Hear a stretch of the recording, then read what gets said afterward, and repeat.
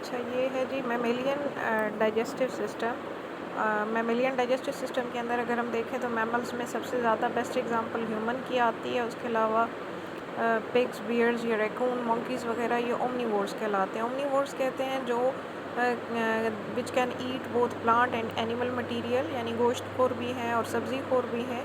तो इनका digestive system जो है वो मॉडिफाइड है in between herbivores and carnivores. तो उन दोनों के दरमियान वाला जो है वो यानी सारी स्ट्रक्चर जो होंगी वो ऐसी होंगी कि वो इजीली प्लांट मटेरियल भी खा के उसको एब्जॉर्ब कर सकें, और दूसरा ये है कि एनिमल से भी अपनी फूड ले सकें। तो डाइजेशन का प्रोसेस जो है, अगर इसके स्टेप्स देखे जाएँ तो पहला स्टेप इंजेशन है, देन मूवमेंट ऑफ फूड है जिसको पेरिस्टालिसिस कहते हैं, सेगमेंटेशन है, मिक्सिंग में आ जाएगा, सिक्रीशन है, एंजाइम की प्रोडक्शन है, डाइजेशन में हेल्प मिलती है, फिर डाइजेशन है, एब्जॉर्प्शन है, डेफिकेशन है। इंजेशन में आ जाता है कि फ़ूड का बॉडी के अंदर एंटर होना। पेरिस्टालिसिस है कि मुंह से लेके, माउथ से लेके और स्टमक तक फूड को, और फिर आगे स्मॉल इंटेस्टाइन से लार्ज इंटेस्टाइन तक उसको पास करवाना, यानी आगे की तरफ मूव करवाना। चाहे आप लेट के खा रहे हो, सर के बल खड़े होके खा रहे हो, या सीधे बैठ के खा रहे हो, फूड आपकी वापस नहीं रोटेट होती बल्कि आगे की तरफ ही मूव होती है। And that is due to involuntary movement, यानी एक ख़ास किस्म की वेव ऑफ कॉन्ट्रैक्शन पैदा होती है पूरे डाइजेस्टिव सिस्टम में। जैसे ही हम खुराक खाने का अमल शुरू करते हैं तो मसल्स जो हैं हमारे डाइजेस्टिव सिस्टम के वो कॉन्ट्रैक्ट करते हैं, और ये उस मूवमेंट की वजह से, कॉन्ट्रैक्शन की वजह से फूड आगे की तरफ मूव करती है। इस मूवमेंट को पेरिस्टाल्टिक मूवमेंट्स कहते हैं। फिर स्टमक में जब पहुंच जाती है तो डाइजेस्टिव एंजाइम के साथ mixing due to contraction of stomach, इस प्रोसेस को सेगमेंटेशन कहते हैं। स्टमक की वॉल से, स्मॉल इंटेस्टाइन की वॉल से बहुत सारे एंजाइम रिलीज़ होते हैं जो डाइजेशन में हेल्प करते हैं।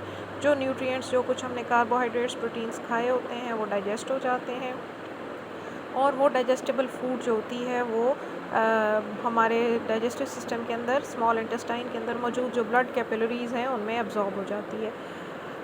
लास्ट में जो अनडाइजेस्टेड मटेरियल रह जाता है, बैक्टीरिया है, अनडाइजेस्टेड मटेरियल है, स्लफ्ट ऑफ सेल्स हैं, ये सारे जो है हमारी बॉडी से अनडाइजेस्टेड वेस्ट की शक्ल में, फीसेस की शक्ल में डेफिकेट हो जाते हैं, रिलीज़ हो जाते हैं। ये पूरा डाइजेस्टिव सिस्टम आपको माउथ से लेके, तो देन स्टमक है, देन स्मॉल इंटेस्टाइन है, and then this one is large intestine, and then rectum, और फिर लास्ट पोर्शन एनस है।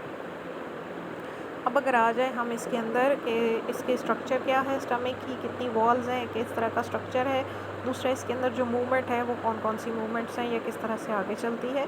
तो पहले हम देख लेते हैं कि अगर हम क्रॉस सेक्शन काटें पूरे डाइजेस्टिव सिस्टम का, कहीं से भी, स्टमक से लेके स्मॉल इंटेस्टाइन का, तो उसके अंदर जो हमें लेयर्स नज़र आती हैं बाहर से अंदर की तरफ, तो आउटर मोस्ट लेयर अगर देखें तो that is protective epithelial layer, this is called serosa कहलाती है, प्रोटेक्टिव है, आउटर लेयर है।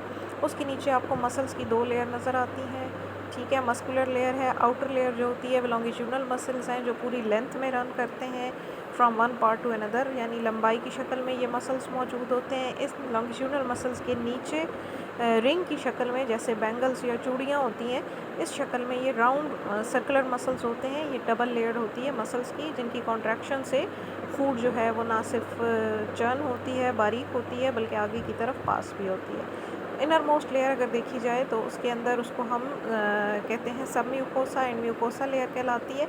सब म्यूकोसा लेयर वो लेयर है जिसके अंदर सारे एंजाइम प्रोड्यूसिंग ग्लैंड्स मौजूद होते हैं, ठीक है। यहाँ से सारे ऐसे सेल्स होते हैं जो स्टमक और इंटेस्टाइन के अंदर एंजाइम रिलीज़ करते हैं, और अंदर से पूरा डाइजेस्टिव सिस्टम की जो इनर मोस्ट लाइनिंग है वो म्यूकस कोटेड होती है। म्यूकस एक स्लाइमी मटेरियल है जो प्रोटेक्टिव रोल प्ले करता है हमारे डाइजेस्टिव सिस्टम के अंदर, इसको एंजाइम से डाइजेस्ट होने से बचाता है, प्रोटेक्शन का रोल प्ले करता है। तो inner lining is totally covered by mucus layer.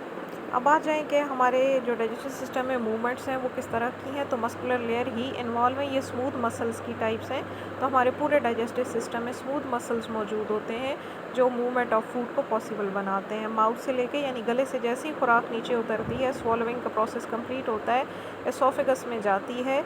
Oesophagus से लेके रेक्टम तक एक वेव प्रोड्यूस होती है कॉन्ट्रैक्शन की, जिसको पेरिस्टालिसिस कहते हैं, और वो फूड को आगे की तरफ मूव करती है।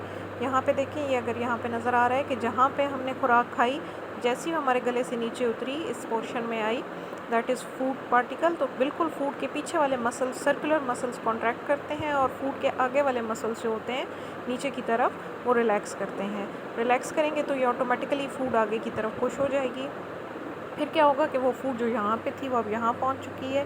देन क्या होगा कि बिल्कुल इसके पीछे वाले मसल्स कॉन्ट्रैक्ट करेंगे और उससे आगे वाले रिलैक्स करेंगे। तो कॉन्ट्रैक्शन और रिलैक्सेशन की एक वेव आपको ये चलती हुई नज़र आएगी। एक वेव की शक्ल में फूड आगे की तरफ पास होती चली जाती है। एसोफेगस से स्टमक, स्टमक से स्मॉल इंटेस्टाइन से large intestine and then rectum. तो इस सारे प्रोसेस में डाइजेस्ट भी होती है और एब्जॉर्ब भी हो जाती है।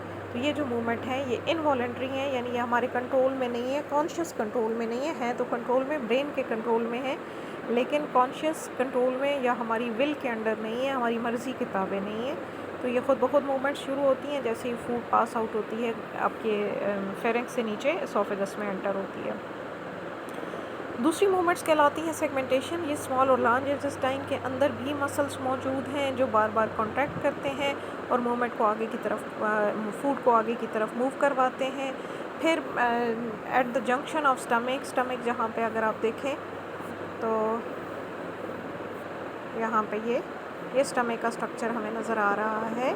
स्टमक का वो हिस्सा जो एसोफेगस से जुड़ा हुआ है, अगर हम इसकी डायग्राम को देखें तो ये आपको पहले पार्ट आपको ड्रॉ करने आने चाहिए। माउथ है, ओरल कैविटी है फर्स्ट पार्ट। ओरल कैविटी के अंदर अगर हम देखें, यानी जो आपका मुंह है इसके अंदर लिप्स हैं, टीथ है, टंग है, सिलाइवरी ग्लैंड्स हैं। देन यहाँ पे आपको गला नज़र आता है जिसको फेरिंक्स कहते हैं, यहाँ से फूड पास होती है, ये फूड पाइप कहलाता है। इसका दूसरा नाम एसोफेगस है।